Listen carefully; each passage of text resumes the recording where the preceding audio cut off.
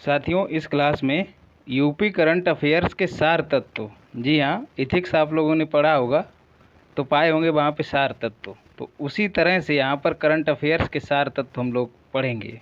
एकदम निचोड़ के चीज़ें लेके आया हूँ। इतना कर लिया तो यदि किस्मत ही खराब होगी तो करंट अफेयर्स का सवाल आपसे छूटेगा यूपी से, अन्यथा सारा का सारा फंसेगा।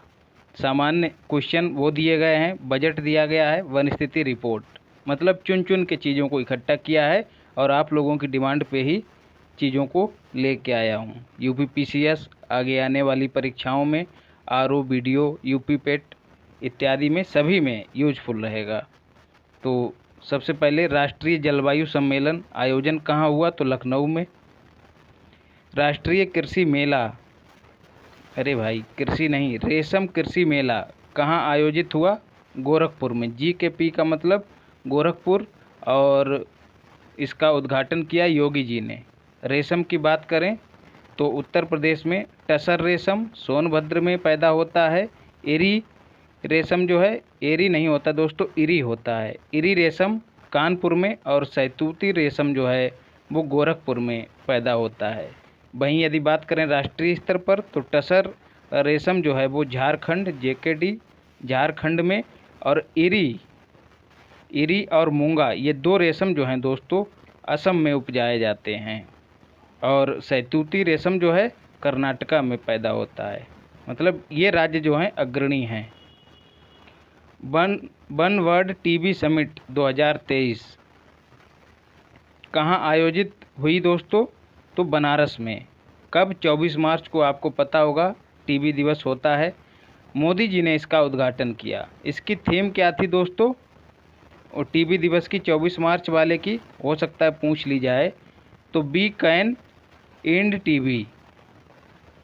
और इसी समिट में जो है मोदी जी ने टीबी मुक्त पंचायत की पहल की शुरुआत की। खेलो इंडिया यूथ गेम्स दोस्तों 2022 वाले 23 में आयोजित होंगे। कहाँ कहाँ? लखनऊ में, बनारस में, गोरखपुर में और गौतम बुद्ध नगर में।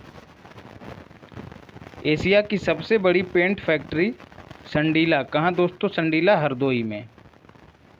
हरदोई में स्थापित की जा रही है। और किस कंपनी की है? तो बर्जर, आप लोगों ने सुना होगा नाम बर्जर। यूपी खेल नीति 2023 दोस्तों प्रख्यापित होने से अगले 5 सालों के लिए लागू रहेगी। ज़्यादातर नीतियों का कार्यकाल जो है दोस्तों, अवधि जो है वो 5 साल ही है। तो राज्य खेल प्राधिकरण की स्थापना की जाएगी। इस नीति के अनुसार खिलाड़ी, कोच और जो कर्मचारी हैं खेल से संबंधित, उनको आयुष्मान योजना के तहत कवर किया जाएगा। उत्तर प्रदेश खेल विकास कोष का गठन होगा। और दोस्तों कितने रुपए से कोष का गठन होगा ये याद कर लीजिएगा, 10 करोड़ रुपए। खेलों में ई स्पोर्ट्स को भी शामिल किया जाएगा। कालिंजर महोत्सव 2023 दोस्तों कहाँ आयोजित हुआ? बांदा में। और उद्घाटन योगी जी ने किया है। और यहीं से जो है इस महोत्सव को राजकीय महोत्सव के रूप में मान्यता प्रदान की गई। राज्य का पहला आदिवासी संग्रहालय दोस्तों कहाँ बनाया गया है? तो बलरामपुर में। किस जाति से संबंधित है? थारू जनजाति से। ग्लोबल वीज़ा एप्लीकेशन सेंटर कहाँ स्थापित किया गया? लखनऊ में। उद्घाटन योगी जी ने किया है। यूपी खाद्य प्रसंस्करण उद्योग नीति 2023 अगले 5 वर्ष के लिए लागू है, प्रख्यापित होने की तिथि से। तो इसमें क्या है दोस्तों? खाद्य प्रसंस्करण उद्योग नीति में जो कृषि क्षेत्र है, तो जो कृषि उत्पाद हैं उनको प्रसंस्कृत करके अन्य उत्पाद बनाए जाएंगे ताकि कृषि क्षेत्र में स्थिरता आ सके और किसानों की आय बढ़ सके। तो 35% जो भी प्लांट वगैरह लगेगा फूड प्रोसेसिंग से संबंधित, उस पर 35% सरकार जो है वो सब्सिडी प्रदान करेगी। पूंजीगत का मतलब जो भी इंफ्रास्ट्रक्चर और मशीनें इत्यादि हैं उन सब के लिए। अधिकतम कितनी सब्सिडी रहेगी? 5 करोड़ रुपए, मैक्सिमम 5 करोड़। यूपी का पहला तैरता सौर संयंत्र औरैया में स्थापित किया गया। क्षमता इसकी कितनी है? 20 megawatt. ODF world dairy summit दोस्तों 2022 कहाँ आयोजित हुई? गौतम बुद्ध नगर। जीबीएन का मतलब गौतम बुद्ध नगर। उद्घाटन इसका मोदी जी ने किया है। दोस्तों 40-45 वर्ष बाद ये मौका है जब भारत में बर्ड डेयरी समिट का आयोजन किया गया। राष्ट्रीय शिक्षक पुरस्कार दोस्तों किसने जीता है? तो खुर्शीद अहमद। कहाँ के हैं? देवरिया के हैं। National urban planning and management conclave 2022 का आयोजन कहाँ हुआ? लखनऊ में। राज्य योजना आयोग का नाम बदलकर क्या कर दिया गया है? राज्य परिवर्तन आयोग। इसकी अध्यक्षता दोस्तों मुख्यमंत्री जी करेंगे। 24 अगस्त 1972 को राज्य योजना आयोग का गठन किया गया था। ठीक ऐसे ही जैसे वर्तमान में नीति आयोग है। यूपी एमएसएमई प्रोत्साहन नीति 2022 के अनुसार दोस्तों क्या क्या है? पूंजीगत सब्सिडी, जो एमएसएमई सेक्टर है दोस्तों, उसमें पूंजीगत सब्सिडी जो है सरकार की ओर से 10 से 25% तक प्रदान की जाएगी। और जो SC/ST समुदाय है या फिर महिला वर्ग है उनको 2% अलग से सब्सिडी दी जाएगी। मतलब ये 10 से लेकर 25 तक तो रहेगा ही है, उसके इतर भी 2% रहेगा, मतलब 12 से 27 हो जाएगा। भारत पर्यटन सांख्यिकी 2022 रिपोर्ट दोस्तों जेडी ने जारी की, मतलब जगदीप धनखड़ जी ने। तो घरेलू और विदेशी पर्यटक सर्वाधिक कहाँ आए दोस्तों? तो ताजमहल और आगरा के किला में। याद रखिएगा, घरेलू पर्यटकों का भी यही पसंदीदा स्थल रहा और विदेशी पर्यटकों का भी एक साथ दे दिया है। स्वच्छ सर्वेक्षण 2022 शहरी की बात करें तो 10 लाख से अधिक आबादी में सर्वाधिक स्वच्छ दोस्तों जो नगर है वो गाजियाबाद है यूपी का। और गंगानगर की बात करें दोस्तों तो 1 लाख से अधिक आबादी में बनारस दूसरे स्थान पे है। पूरे भारत की बात हो रही है दोस्तों। वहीं अगर पहले स्थान की बात करें तो हरिद्वार है। इसको हम लोग अचूक मारक सामग्री और दृष्टि के निचोड़ में देख चुके हैं। हरिद्वार। और 1 लाख से कम आबादी वाले नगरों की बात करें तो बिजनौर पहले स्थान पे है। यूपी का स्थान 10वां है, याद रखिएगा। वहीं ग्रामीण सर्वेक्षण की बात करें तो यूपी का स्थान 18वां है। टीबी उन्मूलन कार्यक्रम दोस्तों उत्तर प्रदेश ने ब्रांड एम्बेसडर किसे बनाया है? तो रवि किशन को बनाया है। यूपी टूरिज्म विकास बोर्ड का गठन करने के लिए मंजूरी दे दी है कैबिनेट ने। कहाँ इसका हेडक्वार्टर होगा? तो लखनऊ में। अध्यक्ष इसके कौन होंगे? तो मुख्यमंत्री जी। नाइट सफारी पार्क बनेगा कहाँ दोस्तों? कुकरेल वन क्षेत्र कहाँ है दोस्तों? लखनऊ में। Indo Israel centre of excellence for vegetable कहाँ स्थापित किया जाएगा दोस्तों? तो चंदौली में। इजराइल के साथ समझौता हुआ है, याद रखिएगा। विकल्प में बनारस भी रहेगा तो भ्रमित नहीं होना है। बनारस और फ्लिपकार्ट कंपनी के बीच समझौता हुआ है, जो भी हस्तनिर्मित उत्पाद हैं उनकी बिक्री के लिए ऑनलाइन प्लेटफॉर्म फ्लिपकार्ट पर। अन्नू रानी जो हैं दोस्तों मेरठ की हैं। बर्मिंघम में जो राष्ट्रमंडल खेल हुए हैं 22वें क्रम के, उनमें भाला फेंक प्रतियोगिता में जो है इन्होंने कांस्य पदक जीता। यूपी का आम महोत्सव कहाँ दोस्तों? लखनऊ में मनाया गया जुलाई महीने में। और NFSA राज्य रैंकिंग, NFSA का मतलब है दोस्तों नेशनल फूड सेफ्टी एक्ट जो है उसके क्रियान्वयन के आधार पर यूपी को दूसरा स्थान प्राप्त हुआ है। एकदम मोस्ट इम्पॉर्टेंट है। पहला स्थान किसको प्राप्त हुआ है? तो ओडिशा को। भारत नवाचार सूचकांक में जो है यूपी को 7वां स्थान प्राप्त हुआ है। कर्नाटका को पहला स्थान प्राप्त हुआ है। कौन जारी करता है इसको? नीति आयोग। बुंदेलखंड एक्सप्रेस वे की बात करें तो लंबाई इसकी 296 किलोमीटर है।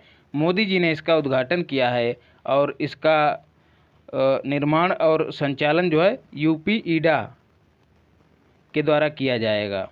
कुल 7 जिलों से होकर गुजरेगा। चित्रकूट, बांदा, महोबा, हमीरपुर, जालौन, औरैया और इटावा। दोस्तों चैनल को सब्सक्राइब करिए और PDF के लिए टेलीग्राम चैनल है उसको ज्वाइन कीजिए। डिस्क्रिप्शन में भी दिया गया है और यहाँ PDF में भी दिया गया है। QS बर्ड यूनिवर्सिटी रैंकिंग दोस्तों उत्तर प्रदेश का जो संस्थान आया है वह है आईआईटी कानपुर। राज्य खाद्य सुरक्षा सूचकांक 2021-22 की बात करें तो यूपी का स्थान 8वां है। फिर पहले स्थान पे कौन है राज्य खाद्य सुरक्षा सूचकांक में? तमिलनाडु, और दूसरे पर है गुजरात। डीडीयू किसान समृद्धि योजना मतलब दीनदयाल उपाध्याय किसान समृद्धि योजना जो है किससे संबंधित है? जल भराव क्षेत्र के उपचार से संबंधित है। मतलब जहाँ भी जल भर जाता है खड्डा वड्डा तो उन सबको पाट के एकदम समतल बनाएगा कृषि योग्य, इस योजना के तहत। स्किल इंडिया अंतर्राष्ट्रीय केंद्र दोस्तों कहाँ स्थापित किया गया? बनारस में। पहला कहाँ भारत का स्थापित है? भुवनेश्वर। रेत समाधि आप सभी को पता है किसकी है? गीतांजलि श्री का उपन्यास है। इसको क्या मिला है? बुकर पुरस्कार। डेजी रॉकवेल ने जो है इसका इंग्लिश में अनुवाद किया है टॉम्ब ऑफ सैंड के नाम से। देश का पहला अमृत सरोवर दोस्तों पटवाई कहाँ? रामपुर में बनाया गया। यूपी का पहला ट्रांसजेंडर डेस्क कहाँ स्थापित किया गया? लखनऊ में। पुलिस सहायता केंद्र है। स्थानीय निकाय चुनावों में ओबीसी आयोग, ओबीसी जातियों के आरक्षण से संबंधित आयोग का गठन किया गया। किसकी अध्यक्षता में? राम अवतार सिंह और 4 अन्य लोगों की सदस्यता में। मतलब राम अवतार सिंह जो हैं वो अध्यक्ष होंगे और 4 सदस्य होंगे इस आयोग के। ई सुश्रुत क्या है दोस्तों? अस्पताल प्रबंधन प्रणाली है। अब ऑनलाइन ही मरीज अपना सारी सूचनाएं और जो भी एडमिट होने से संबंधित सूचनाएं, दवाओं से, डॉक्टरों की उपलब्धता से संबंधित, मतलब पूरी प्रबंध प्रणाली जो है वहाँ पर उपलब्ध रहेगी। ई सुश्रुत तो सीधे पूछ लिया जाएगा कि ई सुश्रुत क्या है? तो अस्पताल प्रबंधन प्रणाली। डिजी यात्रा प्रणाली लागू दोस्तों हो गई कहाँ कहाँ? न्यू दिल्ली, मतलब न्यू दिल्ली एयरपोर्ट पर, बनारस और हैदराबाद, इन 3 एयरपोर्ट पर जो है डिजी यात्रा प्रणाली लागू हो गई। क्या होगा इसमें? इसमें जब कोई यात्री यात्रा करने जाएगा तो जो भी वहाँ पर कागजी कार्रवाई है या फिर जो भी जांच पड़ताल की चीज़ें हैं वो डिजिटल रूप से हो जाएंगी। मतलब अब उसमें व्यक्ति को शामिल नहीं किया जाएगा। मतलब जो लोग सर्च वगैरह करते हैं वो सब नहीं होंगे, केवल और केवल मशीनों के माध्यम से पूरा हो जाएगा काम। दुग्ध उत्पादन की बात करें तो यूपी दूसरे स्थान पे हो गया है, राजस्थान पहले स्थान पे हो गया है और यूपी दूसरे पे है ही है, तीसरे पर एमपी। याद कर लीजिएगा इसको। उत्तर प्रदेश इलेक्ट्रिक वाहन नीति 2022 दोस्तों 5 वर्ष के लिए है और इलेक्ट्रिक वाहन खरीदने पर रोड टैक्स और रजिस्ट्रेशन चार्ज, इन दोनों पर जो है 100% छूट रहेगी। कितने वर्ष के लिए? पहले 3 वर्ष के लिए। मतलब पहले 3 वर्ष के लिए किसके? ये नीति 3 वर्ष, मतलब 5 वर्ष में 3 वर्ष तक जो है इसी टर्म में आप खरीदेंगे तो आपको ये दोनों टैक्स नहीं देने पड़ेंगे। तो ये है टेलीग्राम चैनल, इसको ज्वाइन कर लीजिए। Target current AK 123। LEADS 2022 report दोस्तों किसने जारी की है? केंद्रीय वाणिज्य और उद्योग मंत्रालय ने जारी की है। लॉजिस्टिक पारितंत्र का मापन होगा, मतलब कैसे क्या लॉजिस्टिक से संबंधित इंफ्रास्ट्रक्चर है वो काम कर रहा है या नहीं कर रहा है, उसके आधार पर राज्यों का वर्गीकरण किया गया है। तो यूपी को स्थल रुद्ध राज्य का दर्जा दिया गया है, लैंड लॉक्ड स्टेट और अचीवर्स कैटेगरी में रखा गया है। तो लीड्स याद रखिएगा किससे संबंधित है? लॉजिस्टिक्स इकोसिस्टम से संबंधित है। यूफीलेक्स क्या है दोस्तों? डाक टिकट प्रदर्शनी है। कहाँ आयोजित हुई? तो लखनऊ में। सर सैयद उत्कृष्टता पुरस्कार दोस्तों किसे दिया गया? बारबरा मेटकाफ, जो कि USA के हैं। क्या हैं दोस्तों? ये इतिहासकार हैं, शायद महिला हैं, एक बार देख लीजिएगा। और ये देता कौन है? अलीगढ़ मुस्लिम यूनिवर्सिटी प्रदान करती है बारबरा मेटकाफ को सर सैयद उत्कृष्टता पुरस्कार। पब्लिक अफेयर्स इंडेक्स 2022 में यूपी को 12वां स्थान प्राप्त हुआ है। बड़े राज्यों की श्रेणी में बात करें तो हरियाणा को पहला स्थान और छोटे राज्यों में सिक्किम को पहला स्थान मिला है। 53वां tiger reserve Ranipur tiger reserve हो गया है। उष्ण कटिबंधीय शुष्क पर्णपाती वन क्षेत्र में स्थित है। पन्ना टाइगर रिजर्व के पास है दोस्तों। वर्तमान में इसमें एक भी टाइगर नहीं है रानीपुर टाइगर रिजर्व में। तो इसका उद्देश्य क्या है दोस्तों, पन्ना टाइगर रिजर्व और रानीपुर टाइगर रिजर्व दोनों में जो है टाइगर अब विचरण कर सकेगा। तो इसी के साथ यूपी में कितने टाइगर रिजर्व हो गए, 4। कौन कौन से, अमनगढ़ हो गया है, अमनगढ़, दुधवा और पीलीभीत, और ये चौथा रानीपुर। 4 टाइगर रिजर्व यूपी में हो गए हैं।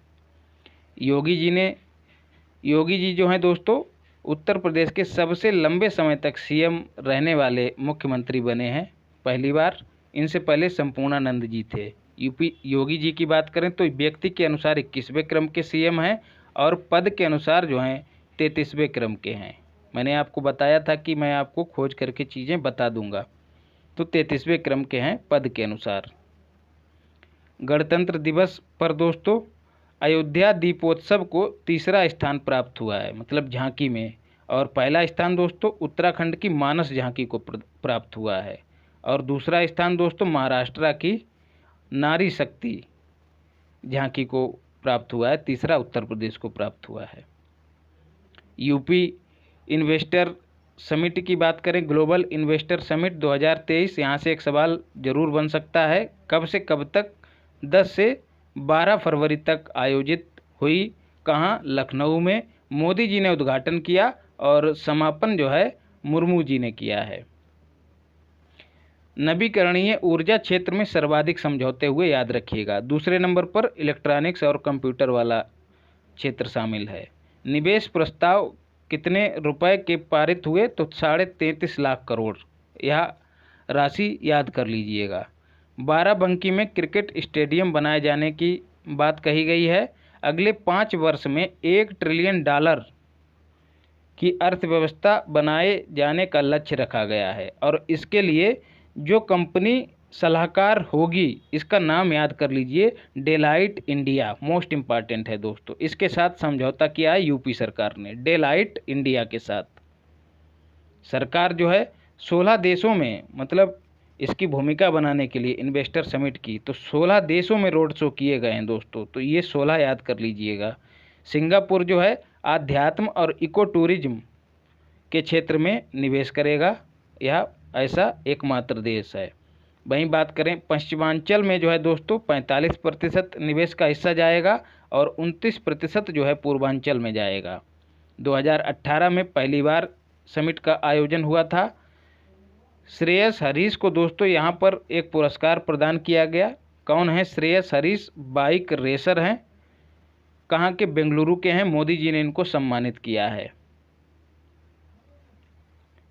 रन फॉर G20 वाकेथॉन का आयोजन दोस्तों कहाँ हुआ? लखनऊ, बनारस, नोएडा, आगरा, यहाँ पर आयोजन हुआ है। और इन्हीं 4 जिलों में जो है G20 की कुल 11 बैठकें होंगी। वो कौन कौन से? पुनः वही जिले हैं, लखनऊ, बनारस, नोएडा और आगरा।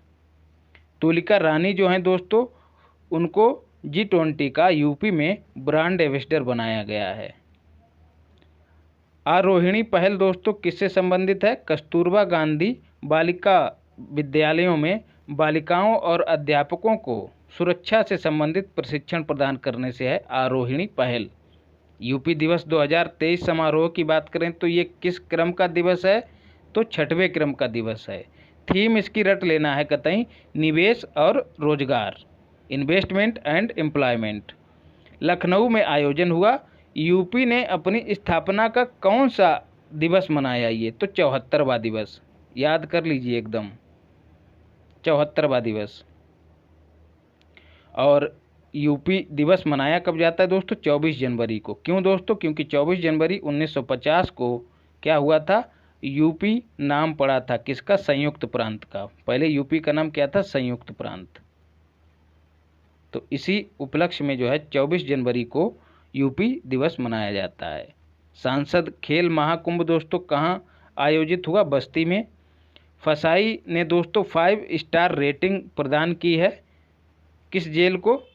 हाल में बुलंदशहर को। तो अब जो है यूपी 5 स्टार रेटिंग वाली, यूपी नहीं भाई, अब जो है बुलंदशहर जेल जो है यूपी की 5 स्टार रेटिंग वाली दूसरी जेल बन गई है। इससे पहले कौन सी जेल थी?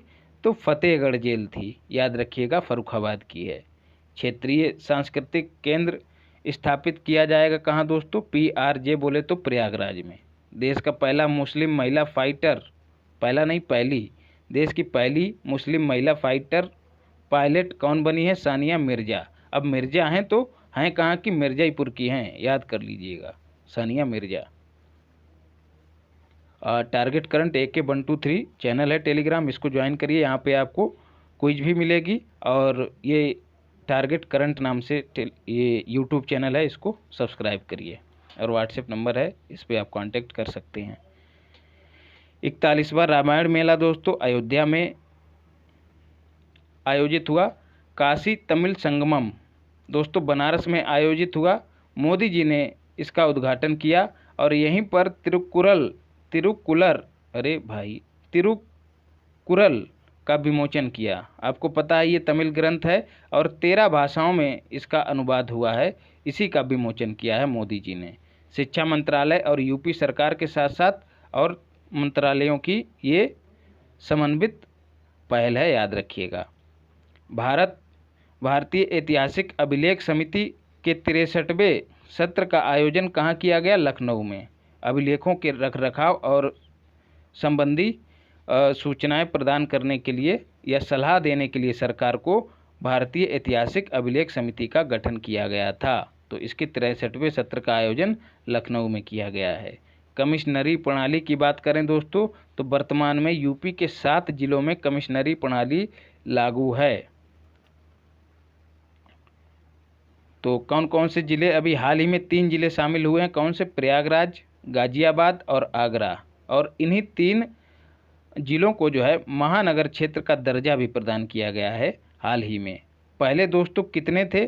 तो लखनऊ, गौतम बुद्ध नगर, कानपुर और बनारस, 4 पहले से थे जहां पर कमिश्नरी प्रणाली लागू थी। सबसे पहले लखनऊ में, फिर गौतम बुद्ध नगर में हुई थी, उसके बाद कानपुर और बनारस में हुई थी। इसमें क्या है दोस्तों, जो लॉ एंड ऑर्डर जो है अब कमिश्नर के अधीन हो गया है। पहली महिला पुलिस कमिश्नर दोस्तों यूपी की कौन बनी है? तो लक्ष्मी सिंह। कहाँ की? गौतम बुद्ध नगर की। CM मतलब गौतम बुद्ध नगर में है ये पुलिस कमिश्नर। CM बुनकर सौर ऊर्जा नीति 2022 दोस्तों, इसके अनुसार क्या प्रावधान है? सोलर प्लांट की खरीद पर जो है 50% अनुदान सरकार प्रदान करेगी सामान्य लोगों के लिए, और SC/ST के लिए यह अनुदान 75% रहेगा। यूनेस्को इंडिया अफ्रीका हैकाथॉन कहाँ दोस्तों आयोजित हुआ? तो ग्रेटर नोएडा में। PM गतिशक्ति मल्टी मॉडल जलमार्ग शिखर सम्मेलन दोस्तों कहाँ आयोजित हुआ? बनारस में। यूपी सौर ऊर्जा नीति 2022 जो है अगले 5 वर्ष के लिए प्रख्यापित तिथि से लागू रहेगी। 22,000 मेगावाट उत्पादन का लक्ष्य रखा गया है सौर ऊर्जा के। याद रखिएगा, यहाँ पर सौर ऊर्जा नीति की बात हो रही है, यहाँ पर बुनकर सौर ऊर्जा की बात हो रही है। तो अयोध्या को जो है दोस्तों सौर ऊर्जा नीति के तहत मॉडल सौर सिटी के रूप में डेवलप किया जाएगा। और ये जो सौर सिटी वगैरह के संरक्षण के लिए और संवर्धन के लिए जिन लोगों की नियुक्ति की जाएगी उनको सूर्य मित्र कहा जाएगा। जो भी सोलर प्लांट वगैरह हैं इनके रखरखाव के लिए कितने सूर्य मित्रों को प्रशिक्षित किया जाएगा? तो 30,000। यूपी नेडा जो है इसके क्रियान्वयन के लिए जिम्मेदार एजेंसी रहेगी। 7वां भारत जल सप्ताह दोस्तों उद्घाटन किसने किया? मुर्मू जी ने। कब से कब तक? 1 से 5 नवंबर तक। कहाँ? ग्रेटर नोएडा में। इसकी थीम क्या थी दोस्तों? टिकाऊ विकास हेतु जल सुरक्षा। यूपी डेयरी विकास और दुग्ध उत्पादन संवर्धन नीति 2022 के अनुसार क्या प्रावधान किया गया है? 5 वर्षों में 5,000 करोड़ रुपए का निवेश आकर्षित किया जाएगा। यही लक्ष्य है इस नीति का, दुग्ध उत्पादन और डेयरी विकास के क्षेत्र में। देश का बड़ा हाइपर डाटा सेंटर दोस्तों कहाँ स्थापित किया गया है? तो योट्टा, ग्रेटर नोएडा में। योट्टा नाम है उसका। एशिया का पहला पैथोजन रिडक्शन मशीन, पहली दोस्तों, पहला नहीं पहली पैथोजन रिडक्शन मशीन कहाँ स्थापित की गई है? लखनऊ के KGMU में, किंग जॉर्ज मेडिकल यूनिवर्सिटी में। प्लेटलेट्स और प्लाज्मा के संक्रमण को समाप्त करने में या फिर इसके संक्रमण से निदान करने में ये भूमिका निभाएगी। तो एशिया की पहली है, सवाल बन सकता है। दीपोत्सव की बात करें दोस्तों तो ये छठे क्रम का था। 15.76 लाख दीप प्रज्वलित करके Guinness book of world record में नाम दर्ज हो गया है यूपी का। और दीपों का प्रज्वलन दोस्तों किसने किया? मोदी जी ने। और यहीं पर लता मंगेशकर चौक का उद्घाटन भी किया गया, अयोध्या में ही। मैडम तुसाद संग्रहालय दोस्तों नोएडा में स्थापित किया जा रहा है। यूपी और एयरपोर्ट अथॉरिटी ऑफ इंडिया दोनों के बीच 30 वर्ष के लिए अनुबंध पर करार हुआ है। किसके लिए? संचालन और प्रबंधन के लिए। अब संचालन और प्रबंधन का काम एयरपोर्ट अथॉरिटी ऑफ इंडिया करेगी 30 वर्षों के लिए। कौन कौन से एयरपोर्ट शामिल हैं? तो संख्या भी याद रखिएगा, 5 एयरपोर्ट हैं। कौन कौन सा? Aligarh airport, Azamgarh airport, Chitrakoot airport और म्योरपुर और श्रावस्ती एयरपोर्ट। 5 एयरपोर्ट हैं दोस्तों। संत कबीर अकादमी और अनुसंधान केंद्र कहाँ स्थापित किया गया दोस्तों? मगहर में। अब यूपी बजट की बात कर लें दोस्तों, प्रस्तुत कब किया गया? 22 फरवरी को सुरेश खन्ना के द्वारा। यदि इसको और डिटेल में पढ़ना चाहते हैं तो एक वीडियो पूरी बनी हुई है इस पर, तो वहाँ जाके आप इसको देख सकते हैं। आकार कितना है? 6.9 लाख करोड़ रुपए। SGST स्टेट GST की बात करें तो संग्रह का लक्ष्य कितना रखा गया है? तो 1.5 लाख करोड़ रुपए। राजकोषीय घाटा GDP का कितना है यूपी का? तो 3.48%। यदि रुपयों में पूछ लिया जाए तो ये भी याद कर लीजिए, 84,883 करोड़ रुपए। देश की GDP में कितना योगदान है यूपी का? तो 8%। और अनुमानित GSDP कितनी है यूपी की? तो 19%। देश का सबसे बड़ा उपभोक्ता और श्रम बाजार है उत्तर प्रदेश, ऐसा बजट में कहा गया है। बेरोजगारी दर की बात करें तो 4.2% है और लगातार कमी हुई है दोस्तों इसमें। इससे पहले 16% थी, 16% के आसपास थी। DBT की बात करें, अटल पेंशन योजना की बात करें और एथेनॉल आपूर्ति की बात करें तो इन सभी मामलों में यूपी का पहला स्थान है। 3 महिला PAC बटालियनों के गठन की बात कही गई है, याद रखिएगा। मुख्यमंत्री कन्या सुमंगल योजना की बात करें तो 1050 करोड़ रुपए इसके लिए आवंटित किए गए हैं। इसमें क्या होता है दोस्तों? कन्या के लिए 15,000 रुपये उपलब्ध कराए जाते हैं। क्रियाशील एयरपोर्ट कितने हैं यूपी में? तो 9। महात्मा बुद्ध कृषि एवं प्रौद्योगिकी विश्वविद्यालय कहाँ स्थापित किया जाएगा? कुशीनगर में। ईज ऑफ डूइंग बिजनेस की बात करें तो यूपी का दूसरा स्थान है अचीवर्स श्रेणी में, मतलब अचीवर्स कैटेगरी में इसको रखा गया है। तो बात करें ईज ऑफ डूइंग बिजनेस में पहला स्थान किसका है? तो आंध्र प्रदेश का है। प्रोजेक्ट अलंकार किससे संबंधित है? तो राजकीय माध्यमिक विद्यालयों के उत्थान से, मतलब उनके आधुनिकीकरण से है, उनको वर्तमान सुविधाओं से लैस करने से प्रोजेक्ट अलंकार। प्रति व्यक्ति आय चालू कीमतों पर बात करें तो यूपी की कितनी है? तो 70,792 रुपये। यूपी का क्षेत्रफल कुल क्षेत्रफल का कितना है? यूपी का क्षेत्रफल कुल क्षेत्रफल का कितना है? तो 7.3%। वनावरण और वृक्षावरण की बात करें, बजट में बात कही गई, याद रखिएगा, वन स्थिति रिपोर्ट की बात नहीं हो रही है। प्रदेश का कितना है दोस्तों? 9.2%। 2030 तक इसको कितना बढ़ाए जाने की बात कही गई है या लक्ष्य रखा गया है? तो 15%। अब बात कर लेते हैं वन स्थिति रिपोर्ट की। दोस्तों जल्दी जल्दी इसलिए कर रहा हूँ कि वीडियो छोटी रहे। वन स्थिति रिपोर्ट यदि आपको लग रहा है जल्दी जल्दी हो रहा है तो उसको स्लो पे देख लीजिए, और कुछ लोगों को तो लगता ही है कि धीमे धीमे रहता है, तो वो तो अपना ऑलरेडी 1.5 या 2 पे करते ही हैं। वन स्थिति रिपोर्ट 2021 की बात करें तो वनावरण यूपी में कितना है? तो 6.15%। वृक्षावरण कितना है? 3.08%। दोनों को जोड़ दिया जाए तो 9.23। तो मोटा माटी 6 याद कर लीजिए, 3 याद कर लीजिए और दोनों को जोड़ दीजिए तो 9। लेकिन पूछा दोस्तों पॉइंट में ही जाता है, तो एकदम हूबहू चीज़ें याद करनी हैं। मैक्सिमम बनावरण दोस्तों क्षेत्रफल के अनुसार और प्रतिशत के अनुसार देखेंगे। क्षेत्रफल के अनुसार सर्वाधिक बनावरण सोनभद्र में है, दूसरे स्थान पर लखीमपुर खीरी है। प्रतिशत के अनुसार बात करें तो सोनभद्र में है सर्वाधिक बनावरण और दूसरे स्थान पर चंदौली है। सबसे कम बनावरण की बात करें, चाहे क्षेत्रफल हो चाहे प्रतिशत, दोनों ही मामलों में भदोही में सबसे कम बनावरण है। विश्व भारती पुरस्कार 2021 दोस्तों किसे दिया गया? संस्कृति संस्थान के द्वारा दिया जाता है, हरिदत्त शर्मा को दिया गया। केंद्रीय प्रदूषण नियंत्रण बोर्ड 2022 के अनुसार दिल्ली सर्वाधिक प्रदूषित शहर है भारत का, उसके बाद फरीदाबाद हो गया है और फिर तीसरे स्थान पर गाजियाबाद है। याद रखिएगा, गाजियाबाद में सर्वाधिक जनसंख्या घनत्व है दोस्तों। राष्ट्रीय यूनानी चिकित्सा संस्थान दोस्तों कहाँ स्थापित किया जाएगा? तो गाजियाबाद में। यहाँ पर आधारशिला मोदी जी ने रख दी है। इंडिया जस्टिस रिपोर्ट दोस्तों, उसके अनुसार यूपी को 18वां स्थान प्राप्त हुआ है। मतलब न्याय तक पहुँच के मामले मतलब न्याय तक पहुँच को ध्यान में रखते हुए रैंकिंग जारी की गई है। तो न्याय तक पहुँच के मामले में यूपी को 18वां स्थान मिला है। पहले स्थान पे कर्नाटका है। One family one identity portal जारी करने वाला राज्य कौन है? यूपी। 31वां ताज महोत्सव दोस्तों कहाँ आयोजित हुआ? तो आगरा में। इसकी थीम रट लो, विश्व बंधुत्व। यूपी सरकार रिपोर्ट 2020-21 के अनुसार प्रति व्यक्ति विद्युत उपभोग कितना है यूपी में? तो 606 यूनिट।